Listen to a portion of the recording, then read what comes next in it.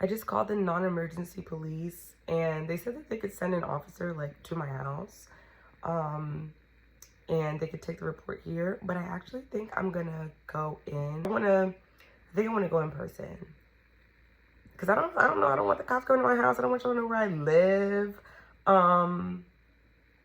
But yeah, so it's Wednesday, April 16th. Maybe I'll do it on Friday. Good Friday. That'll be a good Friday. You know, that'll be a good Friday. I think I'm gonna do it on Friday. But I think it's getting real, y'all. I mean, I do have like, I have all the documents. I have a folder. I'm prepared. I guess you know, it literally slipped my mind. I mean, how does something as important as this slip your mind? But I mean, it literally slipped my mind. Once I got the folder of stuff and I was like, yes, I have everything that I need. Then it kind of felt very done. I was like, I have everything I need. The proof is here. Done. We proved it, you know? But, oh, it's because I was trying to get a lawyer and then I was like, I'm tired of making calls. You know what I mean? So, I guess I will do it Friday. Period. You know, I am very, very, very, very, very, very, very anti-cop. I'm very anti-cop. Very anti-law enforcement. But there are some laws that I personally believe should be enforced. Sexual assault laws, that's definitely one of them. That's like the top ones. Murder and assault and battery and murder. People harming laws, I personally believe these we can abide, okay? And at the time, in like 2017, it was so peak BLM. I was like, oh my God, it's like anti-woke to call the police on a black man. I guess I'm only recording this because I want to put this together in a video for myself as like the ultimate slay for myself. To be like, you finally did it, queen. Because I was like, if I ever heal enough to get to a place where I can, one, talk about this, two, actually process, like, if I ever get to the place, because I was like, I don't want to contribute to underreporting. If I ever get to the place, I'm gonna report it, I'm gonna go through the steps, and I'm also gonna kind of like document it or do some sort of something so that there can be a little bit of like transparency about the process of this, because I want to be like an example, you know what I mean? Not in a pedestalizing way, but because when it was 2017 and when I was thinking about it, I was like, I don't really know anybody who's gone through something like this process.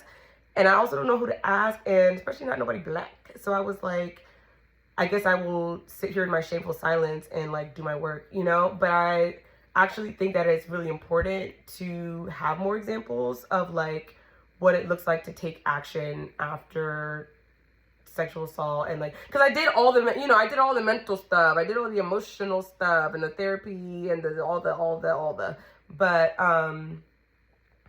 legal, that was like something I was like, but I want to see what we can do with the law. I want to see, they said that I could get a restraining order, which I don't, besides him following me on Instagram and then I had to block him, I don't really see, I mean, I know he knows where I live, but I'm like, he's not about to pull up. You know what I mean? It's been like a long time. So, but I'm like, just for the vibes, I may just get a restraining order. If they're like, oh, we can get, you know, issue a restraining order, I'll be like, sure, period. Because then if he ever come, you know, whatever it is, within 25 feet, I don't know what the restraining order things are. But if he ever come, I can be like, pulled out my pocket. Not that I would have it like a freedom paper, you know what I mean? But I can at least be like, stay where you are, because if you take one more step, they gonna get you.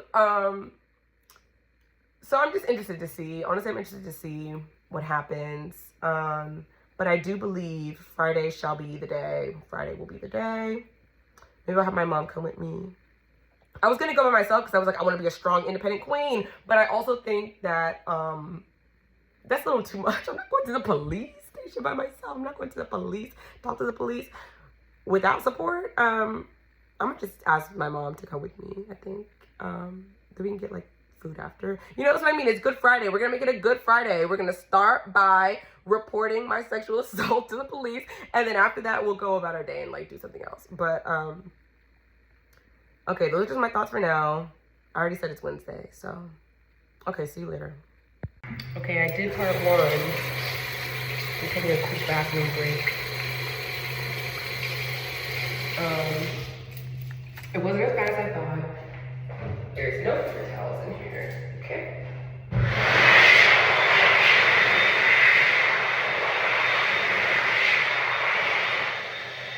I really took that stuff out that folder and I was like, the proof. Okay. Okay, so I just came back home. Initial thoughts, initial vibes.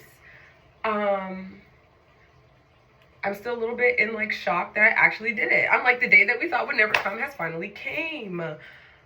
Shout out Fairfax County Police. I mean, I felt very comfortable throughout the whole process. They really tried to go out of their way to make sure, I had what I needed. But yeah, telling that story, you basically, I had to tell them like who, what, when, where, why, not why, but how, and go in chronological order of like from when we met to what are the incidents and all of that. And so I didn't really have much issue with telling the stories. Once it got to the last incident, I did choke up. I had my single tear, my dramatic single, told the story.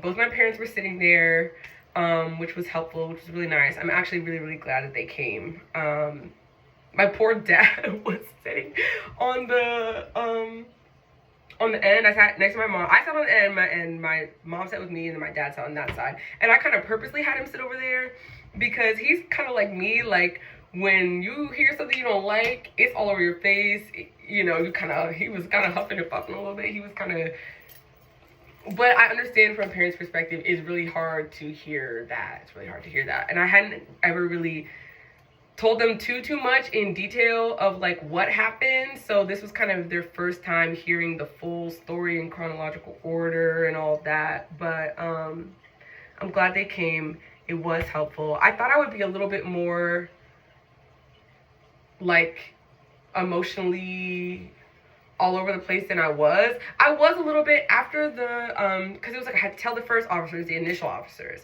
They were just like the standard patrol officers.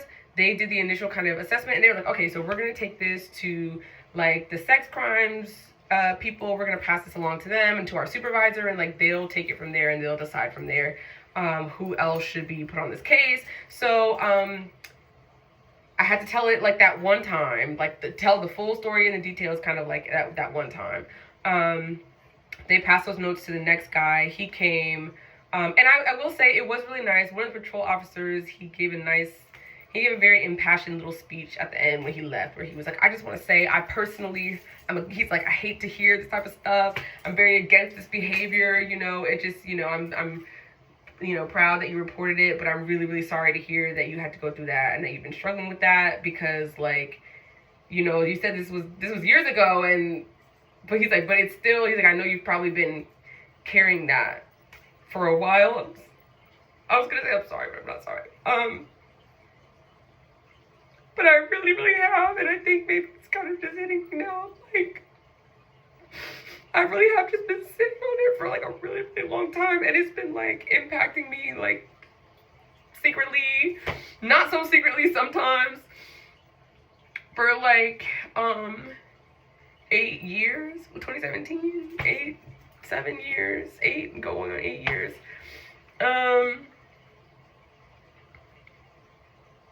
And so it did feel good to tell somebody. It felt good to tell the proper authorities because, like I've been saying this whole time, I was like, when I'm able to, I want to do it. When I'm able to, I want to report it because I believe that that's the right thing to do. And I'm super strongly against underreporting in general, but specifically in the Black community. And so it did feel good to tell them and have them be like, yeah, you're right, like this is criminal. This is criminal behavior.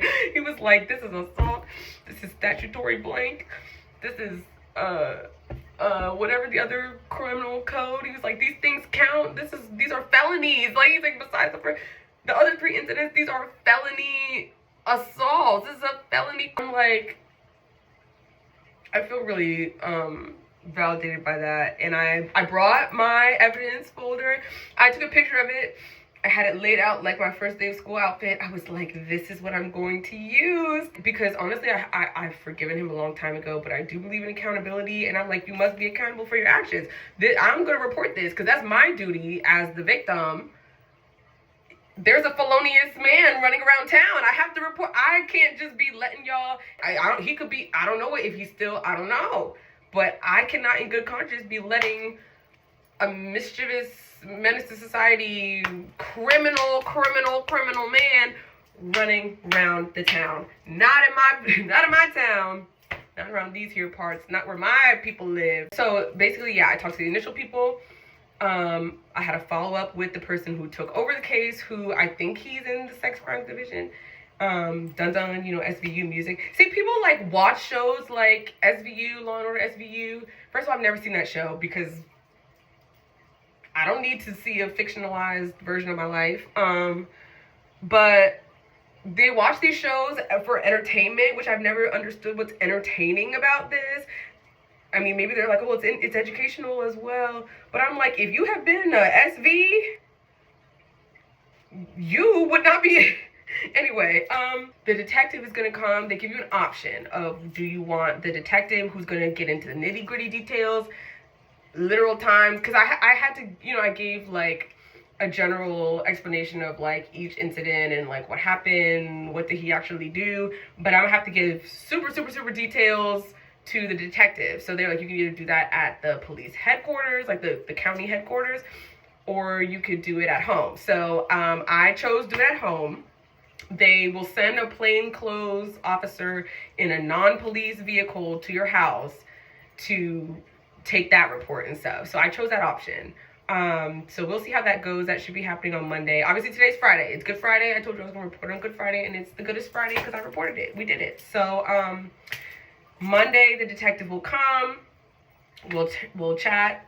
Then the detective is going to, I believe, you know, make their assessment, take it to the magistrate, they said, who, you know, then we'll start the court process. The magistrate is going to determine, well, they're gonna go get him. They gotta go to his house and be like, this has been filed against you, and so we're gonna ask you some questions and whatever. So you'll also have the option of when you do the court proceedings, because I'll have to testify in court to the judge, not plead my case, but tell the judge what happened, you know, give my version of the story, present the evidence that I had, which was like the stuff that's in the folders and the journal and stuff. And he will have to also, I guess, tell his story, plead his case for, if he's going to try to say that he's not guilty or whatever, he'll have to provide his evidence. You know, if he gets an attorney or whoever, that's what they're going to do. And you have the option to do those court sessions like together, where I would be there and he would be there, or you can have like your individual, or like they can, you know, I'll be represented by the state, by the Commonwealth of Virginia, I think is what they said. So they will represent me in court. I can just like be in another room and I'll just tell them, you know, what I need to say. I'll have my own, like when I give my testimony, that will be an individual thing. He'll do his thing, it's an individual thing. Then when they come together to be like, what are we going to do about this? The attorneys, their legal people will talk to each other. We can be there or not. I haven't fully decided, but for the most part, I kind of think that I just want to be in the other room. And I'll tell them ahead of time what I'm looking for and what I want, which I need to think about. Because they're like, because he could go to jail. And I was like, if he goes to jail, he goes to jail. I'm not in control of that. Literally, I'm not. The judge is going to decide that. And nothing that I say in my story, like, I'm going to just tell the truth and I'm going to tell my story and present the evidence. If that's what you decide based on that, that's what you decide. So, I don't know yet whether or not I will be there in the room. I kind of don't want to see him, even when I had to see him to like pull up a picture of him. And then when they showed me on the thing and they're like, we looked him up, is this him? And I'm like, yeah, that's him. That's definitely him. That is definitely him. I kind of was like, I'm tired of seeing this little bleep's face already. I don't want to see this bleep. And if you got to put me in the same room as him, I've come so far in my anger management since my original PTSD diagnosis. I used to not be able to control myself at all. I mean, everybody knows me as a very nice, happy, sweet girl. I used to be bleeping vicious, and my college people will tell you that. I used to be off the walls. If I just don't see him, if we could stay separate,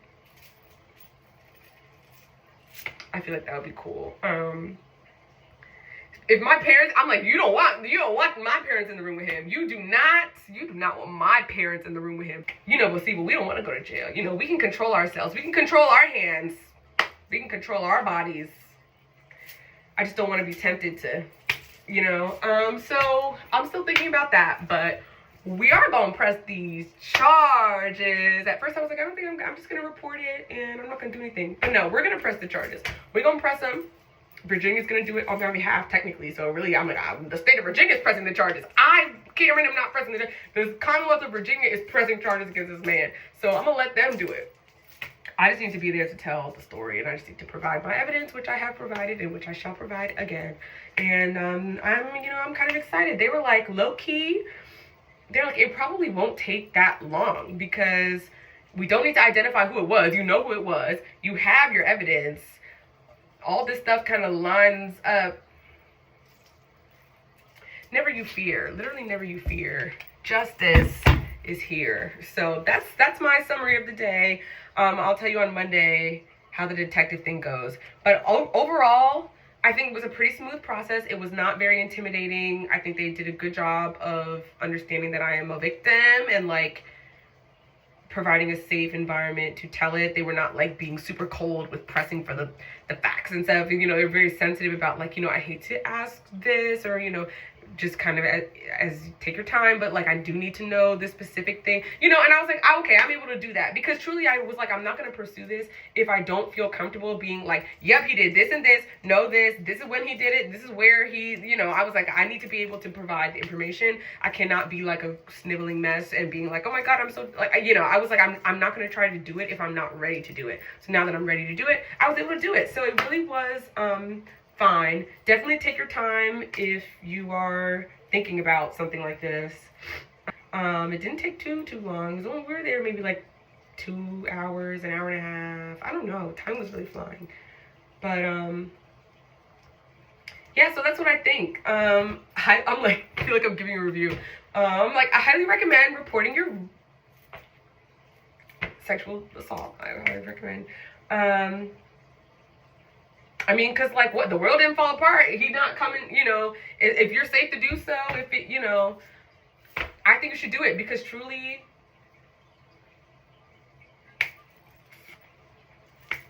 consequences. That's all I can say. I'm like, consequences. They were like, we're going to go, we'll have to go to his house, and we'll have to, you know, tell him, we'll have to ask him questions and stuff.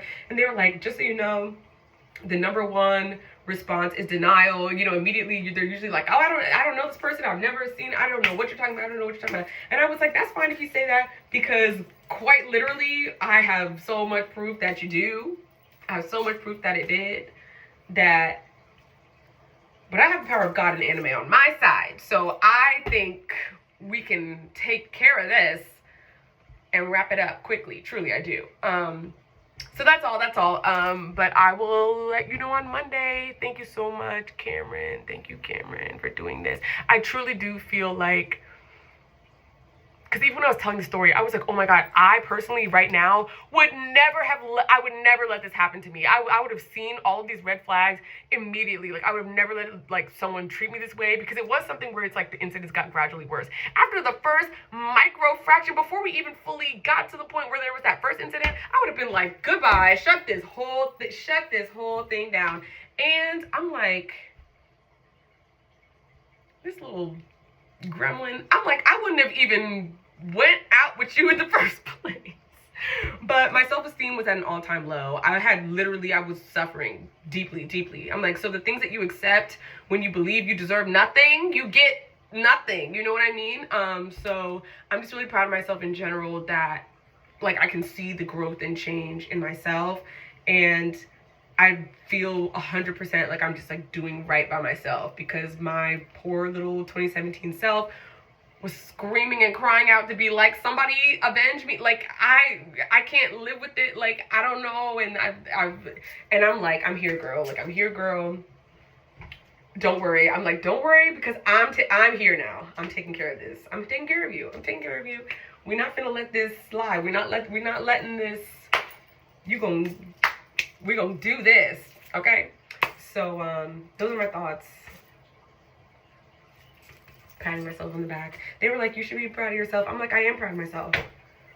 I had to come up here and be like, this man, he smacked me around. You know, I'm like, it's not easy to admit that you have been abused. It's not easy to be like, I'm a victim of domestic violence. It's not easy to be like, I was assaulted. Like, you know, it's not easy to be saying these things. But I'm like, but by talking about it and by doing this, it takes away some of the stigma, you know, helps fight against the shame and stuff that victims often feel, because they're like, in some ways, it was my fault, or I deserve this, or, you know, in the case where I just kind of like let it happen type thing, where it's like, well, why didn't you stop it? Why didn't you do? I'm not to blame here. I'm not to blame here. He is to blame. So he shouldn't have been doing it, you know? So I'm like, I feel a lot better. I feel a lot better. It's a moral story. So now I'm going to go eat something and like watch TV and crochet or something. I really want to kind of chill out. Oh my god, my allergies are killing me. That was so gross. I'll probably cut that part out. But anyway, that's what you missed on Glee.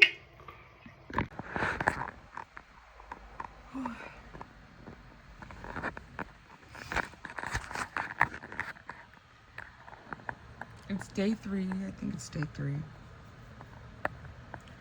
Oh my god, I'm so tired. I'm so exhausted. You see the bags under my eyes? At this point, I was on my exposure therapy healing experiment journey where I was doing a bunch of random stuff, which was admittedly a little risky, but I was just trying to feel something. I felt like this is where I fuck up at. So, got me. It's coming up next. Cancer. Yes. Absolutely. I don't do hugs. I don't do that. Thank you. Cancer. Yeah, exactly. Exactly. Let me tell you about the touch. Not every touch is bad. The irony of him telling me not all touch is bad. I had several unsettling interactions like this with men that night. That's a conversation for the next video.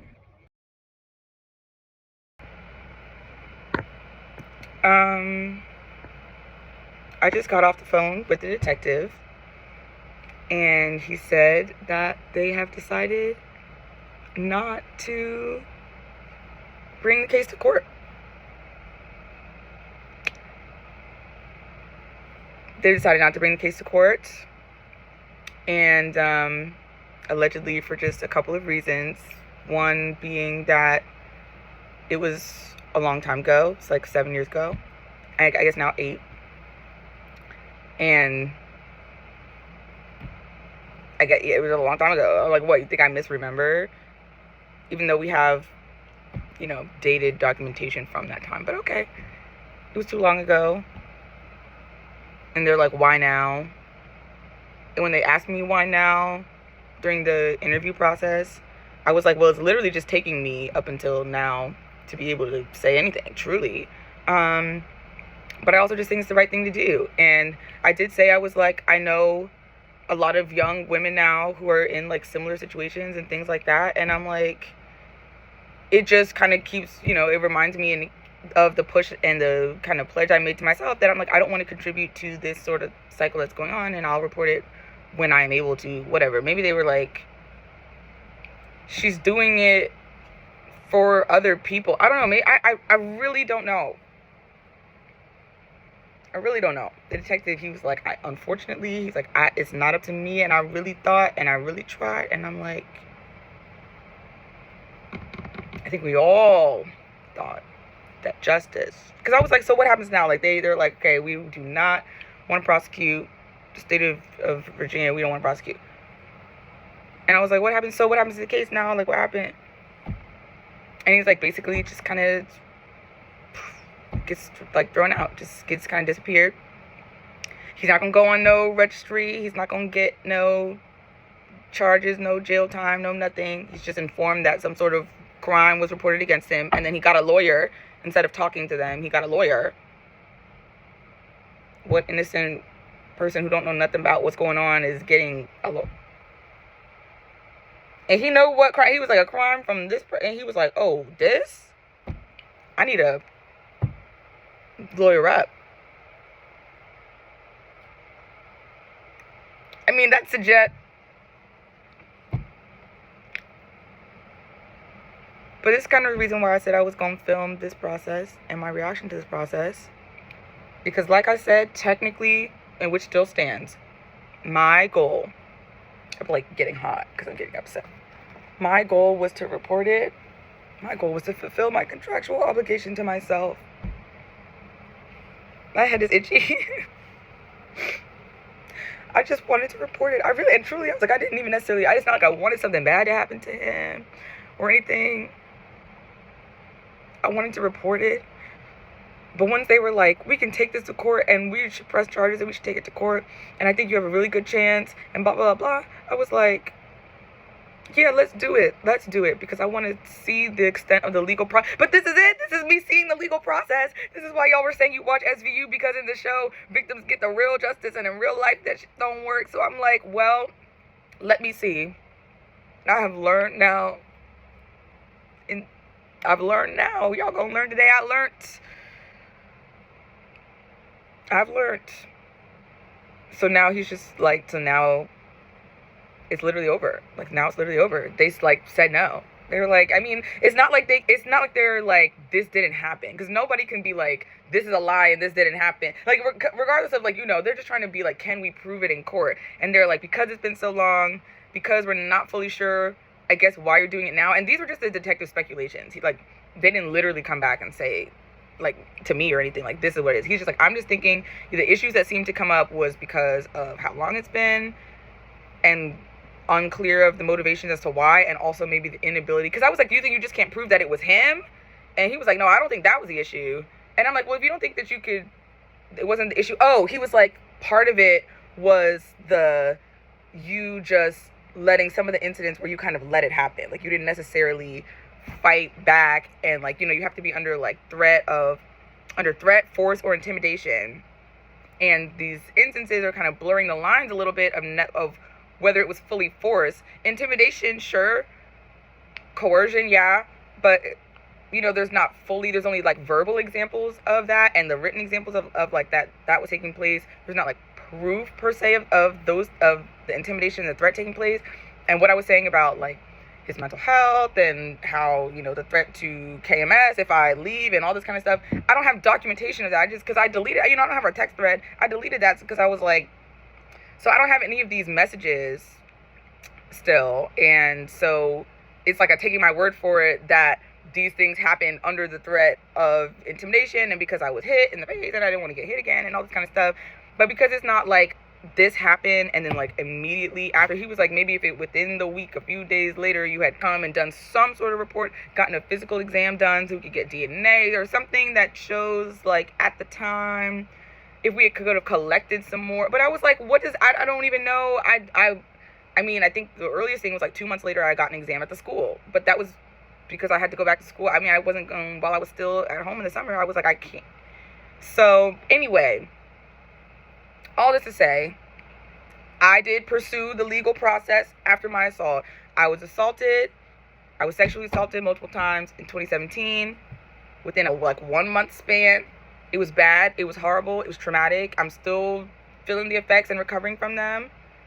It did happen. It is real. It's not, the detective stuff, it's not like I don't necessarily believe. It's not like I don't believe you. It's not like even they don't necessarily believe you. It's just about them covering their own, you know, whether they think they could win in court. But how could you not? I guess I'm like, how could you not win? Like, the other person with what is their evidence or alibi or whatever that they didn't do this versus like dated stuff, letter from therapist, all this kind of stuff that's like, this incident most definitely occurred to her. And then you have from the time me saying legal government name, this is the person who did this and this is how I feel about it and I'm not happy and I'm experiencing extreme distress, dated at the time that I said this happened. So I'm like, if there's proof that a sexual assault did occur at this time, and I'm like, at this time I am saying this is what occurred and this is who it was,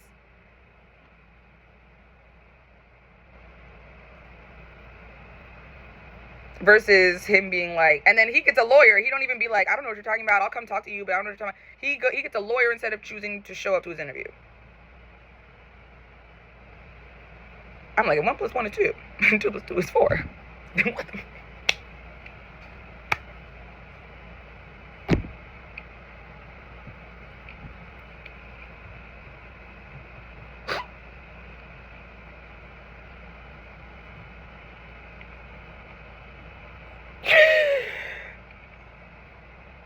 I'm gonna process now, because I just got off the phone. But I'm like, we getting it now.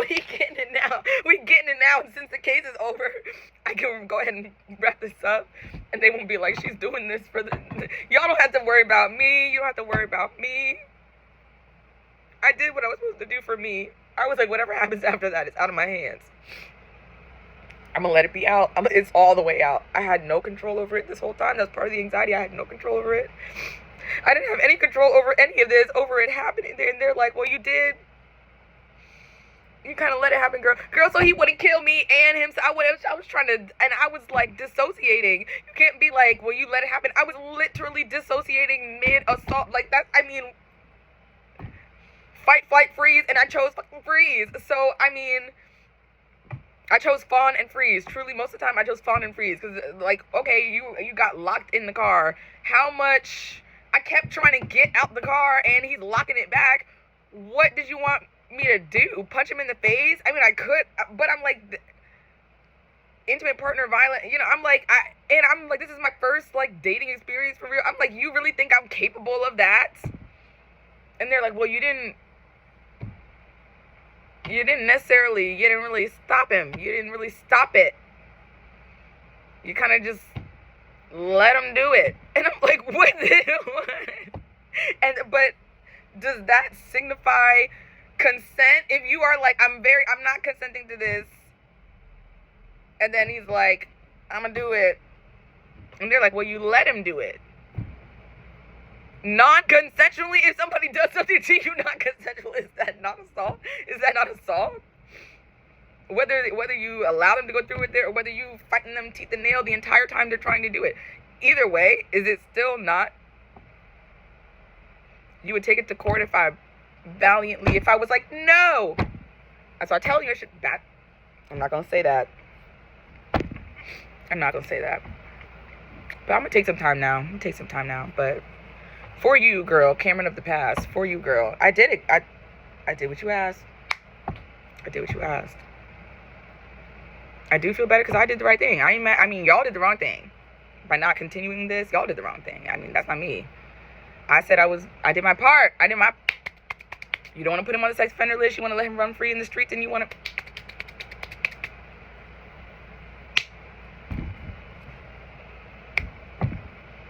And maybe the state of Virginia don't want to prosecute, but somebody do.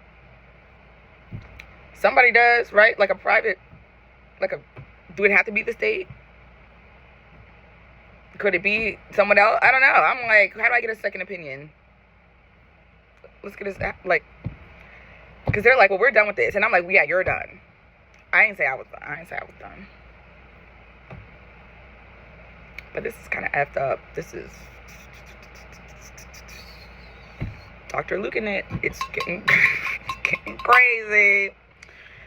Okay, but I'll let you know if we do more of this. But if not, girl, this is the outcome. So we effed around and we found out. The criminal justice system and whatever. Yep, we found out. So I love you anyway. I'm proud of you anyway.